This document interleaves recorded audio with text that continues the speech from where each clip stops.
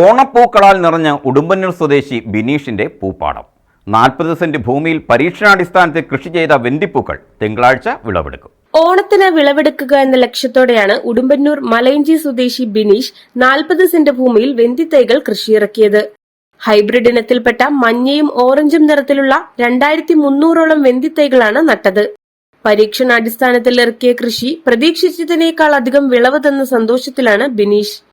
പഞ്ചായത്തിന്റെ ജനകീയാസൂത്രണ പദ്ധതിയിൽ ഉൾപ്പെടുത്തി ഉടുമ്പന്നൂർ കൃഷിഭവനും പഞ്ചായത്തും ചേർന്ന് 4 രൂപയുടെ തൈകൾ സബ്സിഡി നിരക്കിൽ 1 രൂപയ്ക്ക് ലഭ്യമാക്കി.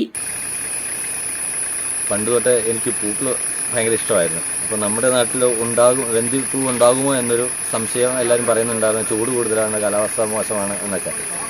അപ്പോൾ ഒരു പരീക്ഷണാർത്ഥം ചെയ്തു നോക്കിയതാണ്.